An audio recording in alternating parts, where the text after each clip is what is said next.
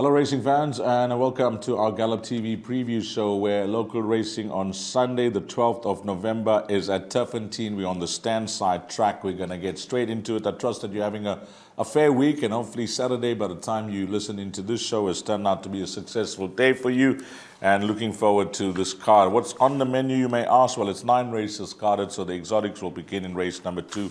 And as always, we welcome our analyst for Highveld Racing, Alistair Cohen, onto the show. And first up, I just have to congratulate him on his new position down in Cape Town. And Alistair, on behalf of the entire team at Gallop TV, all the best in your new venture. Yeah, thank you so much, Dees. Really appreciate it. In fact, right now I'm waiting for the boarding gate to open to fly down to Cape Town for the Saturday card. Yeah, it's very exciting. What's going on down in Cape Racing is mind-blowing. So it's a great opportunity for me to start shaping things and looking forward to working closely with a lot of the guys in the coming months. So there's a lot to look forward to. There's a lot that obviously needs to be done, and with the Cape Festival starting on the 26th of November, obviously the walls are closing in to get things done. But all in all, very exciting, and like I say, working closely with a lot of friends is very exciting for me. Yeah, again, all the best on behalf of Gallop TV. And yes, we are looking for that opening day at Hollywoodbets Kenilworth, which will be at the end of the month. Race number 1, maiden plate, 1,600 meters. Alistair, how they betting here? Number 3, 28-10. Number 4, 7-2. And then horse number 13 is at 8-1. It's double figures, the balance. Has the market got the spot on with numbers 3 and 4? Are we looking for some value here? I must confess I was hoping for a better price about number 3, Woman of Fame, but I'm going to tip her on top. High number draw with Richard Free on board has got to help. The high number draws in Turffontein standside track are gold, especially with a bit of rain. There's no rain expected on Sunday. There's certainly been no rain in Joburg for 4 or 5 days leading up to the meeting, but the point is it's not going to be the golden highway that it was during winter. So this thing will be out to an extent. If you look at number 3, Woman of Fame's earlier form, that earlier form is better than anyone else's form on offer. I called her last run at Turffontein. That was on Allied Steel Road on a Mission Charity Mile Day. And to me, she looked really, really well in the parade ring. She ran like she needed it. She was up there and then just got a bit tired late. Tarry Stables now they're starting to fire. We all know when we get to Betway Summer Cup that Tarry's going to be on fire. And it looks like there's an upward curve there. So I'm tipping number 3, Woman of Fame, fairly confidently on top. I remember her as a 2-year-old as well. She was quite small, not much to her. She looked quite athletic. But now she looks like she's filled out and she could be close to the finished article. Whatever the finished article is ability-wise, I don't know, but she ought to be ready to win a maiden now. The biggest danger is number 4, Wait for Green Light, who was quite comfortably beaten by White Hills last time, so I think that puts her level of form into perspective. And I think one horse that you just got to keep an eye on is number 13, Out the Mist. I know that she's also in single figures, so I'm not really going against the grain here with this daughter of Willow Magic. First run good, second run not too good. She's worth another chance at least. Alistair agreeing with the betting market, and number 3, Woman of Fame, will be his top choice. The exotics will begin in race number 2 at 12:35. It's over 11.60. It is a maiden plate. Betting number 1, 5-1. Number 2 at 9-2. 6 is a 5-1 shot. And we go down to number 15 at 33-10 and number 16 at 6-1. There is some money here for number 12. I just jotted that down. Open up 50-1. That's shortened into 12-1. Well, they are young horses, improving horses. And where do we go in the first leg of the back bipod? I mean, these horses with the high numbers 15 and 16, grab my attention. But then again, you have to have a look at possibly St. John Gray's runner, number 5. So they all come out of the same form line, D. Sam, Simon, they finished on top of each other, and I'm going to take that form at face value.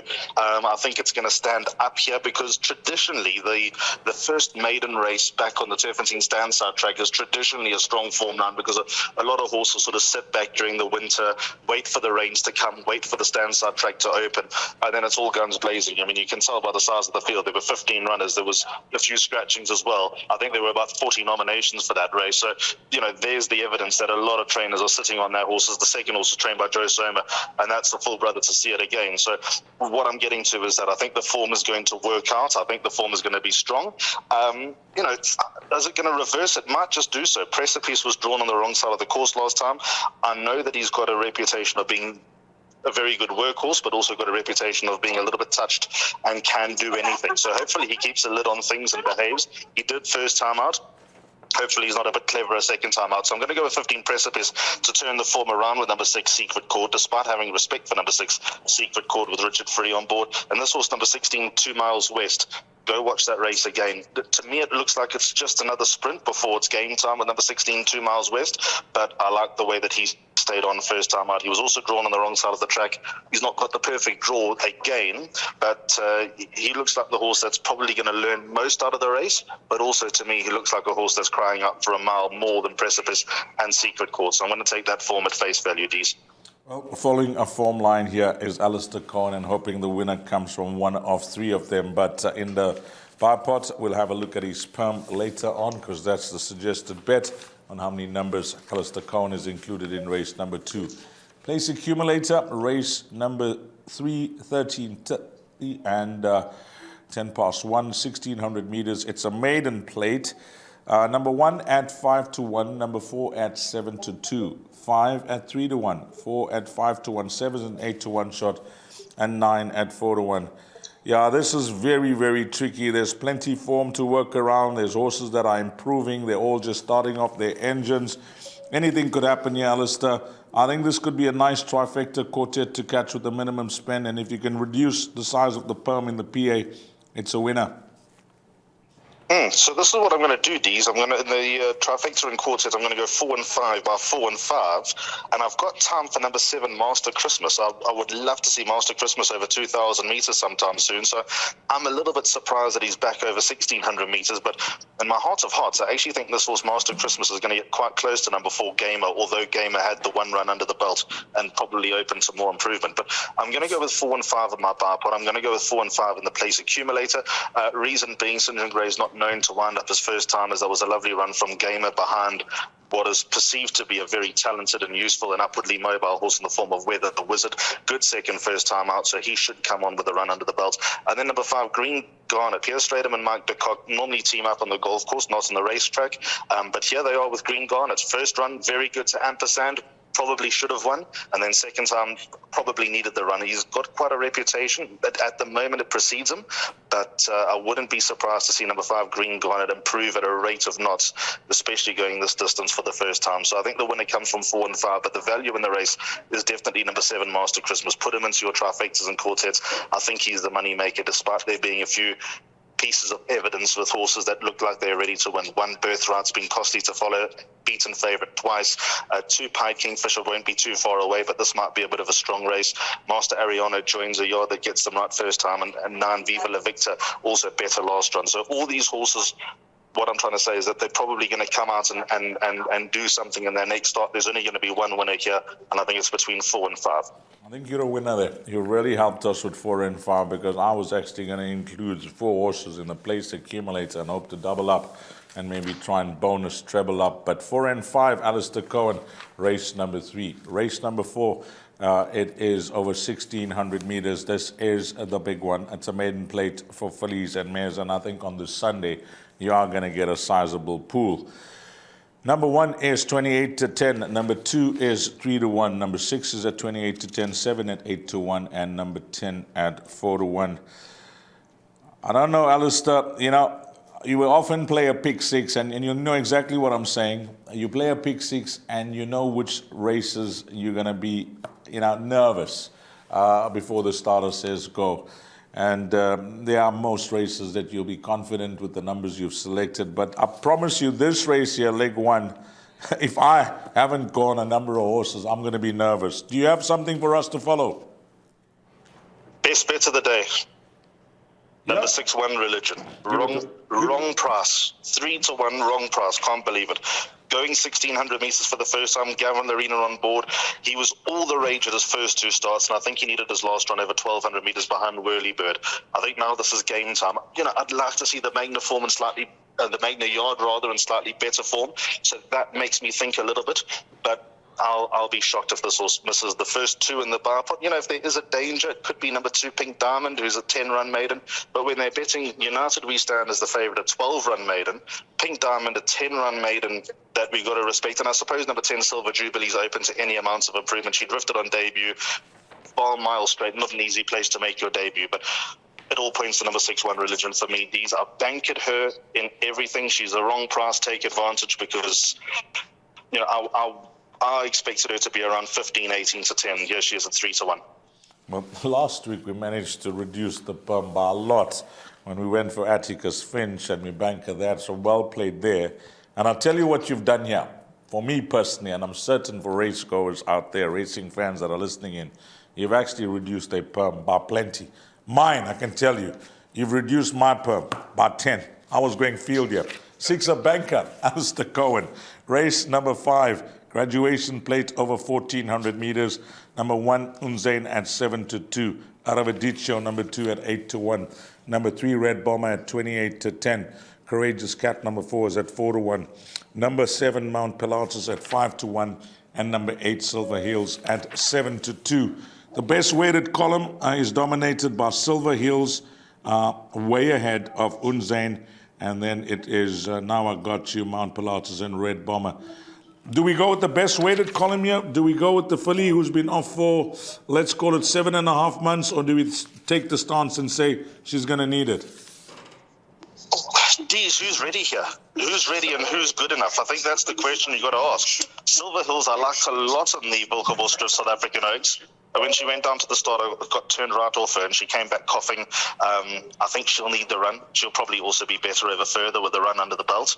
Unzen, I have a lot of respect for, but the last run was a stinker, probably from a bad draw. So I've defaulted to the lightly raced horses, 3 Red Bomber and 4 Courageous Cat. I was chatting to Hanyansa van Vuren on Thursday at Turffontein, and he said Red Bomber needs to convince him that he's going to be a Dingaan's horse. So this is probably the race to convince him that he's a Dingaan's horse. I think he's a nice horse. He's held in high regard. You know, can I be confident about him? No. Can I be confident with anyone in this race? No, because of all the dynamics of horses that are ready and not ready. So I'm tipping number 3, Red Bomber, with number 4, Courageous Cat. I mean, look at Courageous Cat. 2 starts in the space of, 2 years? Just over 2 years. I think to say that he's had a couple of issues and it's been stop-start would be an understatement. But all the ability in the world. His first run was so eye-catching, beating Chariot Master. I know Chariot Master's no great shakes. And then second starts at Hollywoodbets Scottsville during champion season more than a year ago. Finished third to Prince of Taranto, who's obviously gone on and done a few more things out of that run. If he's fit enough, I think number 4, Courageous Cat, will win. But if he has any vulnerabilities, and I think you can expect there to be a couple, then number 3, Red Bomber, to pick up the pieces. But put number 1, Unzen, into your pick 6, and also number 7, Mount Pilatus. Yeah, too much of if, buts, and maybes with number 4, Courageous Cat. But Alistair trying to narrow this down to 2 horses, numbers 3 and 4. Let's move along to race number 6, 1,400 meters, and there's quality. Wow. Really like the look of this field. It's an open handicap for 3-year-olds. 1 at 9 to 2. 2 at 5 to 1, 3 is at 5 to 2, 5 at 6 to 1, 6 at 7 to 1, 7 at 8 to 1, and horse number 10 at 7 to 1. Yeah, quality to speak about here. You know, you can take each runner and you can possibly dissect the form and make a strong case. Absolutely, Dees. There are lots of newer chances in this race. You know, Kayamai was quite to run on Tuesday, and I didn't like him one bit running against older horses and giving weight away. And here he is against his own age group and not giving too much weight away. Then you got Pure Predator, who had a nice little look-see over 1,000 meters on his return. So he's obviously in the race. But I've settled on the Cock pair here, 3 and 4, Zenovi and Platina Princess. For the reason being, Zenovi last time was weighted an absolute good thing in the Progress Plate, but won with ease. He actually looked the part under Samanga Kamalo, beating Prince of Green, who I think would be a chance in a race like this. So I think Zenovi's upwardly mobile. He's got well-documented respiratory problems, but, you know, it looks like he's putting all those behind him. And then number 4, Platina Princess. I know she's a filly taking on boys, but her run in the Her Serene Highness Princess Charlene Starling Stakes was actually meritorious. She fought, she was taken out around the turn, she battled to regather her momentum, and eventually still ran 3 3/4 lengths behind Egyptian Mile. So the fact that she's had that feature race run under the belt, whereas the others are either returning from a layoff or, you know, going through the divisions the other way, I think the drop in class might serve number 4, Platina Princess, well. For me, she's the value in the race, but it is tricky. There are a few you need to consider for the pick 6 and jackpots, but 4 and 5 for me in the bar pots and PA. One Colt, one filly, both from the De Kock stable for Alistair, numbers 3 and 4, but a very tough race. He'll do well to get through with the minimum spend in race 6. Race number 7, summer pudding handicap listed, 1,600 meters betting. Number 1, 5 to 1, 4, 7 to 1, 5 at 8 to 1. We then move along to number 9 at 5 to 1, 10 at 3 to 1, and it is double figures the balance. I can almost see the script being written here, and I'm hoping it's a say yes from you. If it's not, I will not, twist your arm, because it looks like a competitive race. But I'm in the camp of the filly. Tony Peters, runner number 9, say yes. It's the hardest race on the card, Dees. There are lots in here that I think you've got to respect. I've got 4 horses in my bar pot, and you'll need more in the pick 6. I've left Say Yes out, only because the horse who ran third, Intoxicating, ran last subsequently out of that champagne cocktail run. So I'm a bit sceptical about it. Look, Say Yes has got draw 1. She might have needed that run. She'll go into the pick 6 without a shadow of doubt. But 1, 2, 4, and 10, it's a bit of a safety net with 4 runners. I'm just hoping to survive, to be honest. My top choice is number 10, Silver Sanctuary. She's quite unassuming, just like her full sister, Safe Passage. He's not the easiest to look at. He's not the easiest to follow. He's obviously, they both reported not to be the greatest workhorses, but they've got a lot of ability. She was touched off by House of Romanov last time.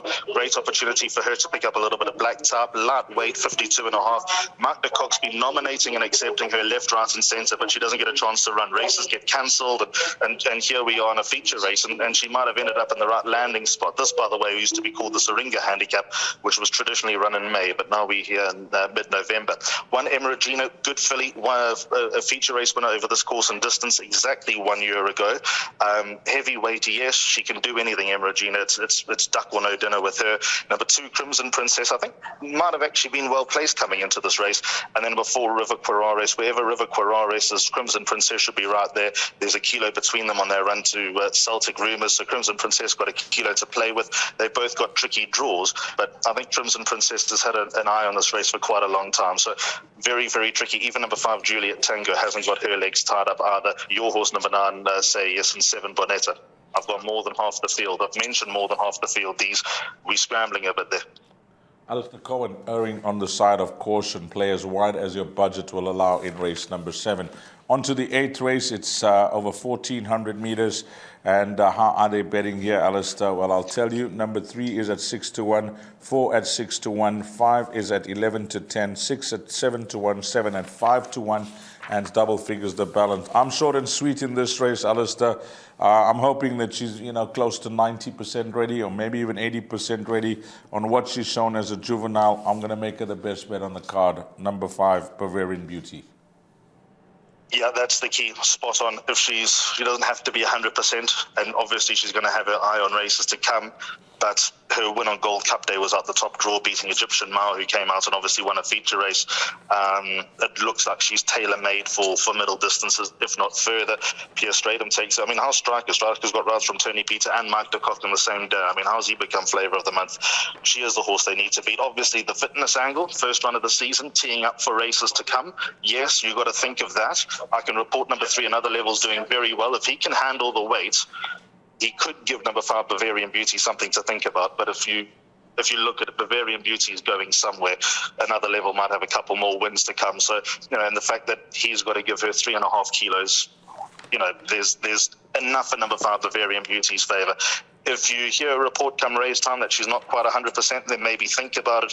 But if she's ready and raring to go, then very, very hard filly to beat. One Religion, Bavarian Beauty. Those seem to be the 2 thus far for Alistair Cohen on this card. Race 9, 1,000 meters, merit rated 70 handicap. Well, this is an absolute minefield. Number 2, 7 to 1. Number 6, 4 to 1. Number 9, 4 to 1. Number 10, 6 to 1. 11 at 5 to 1.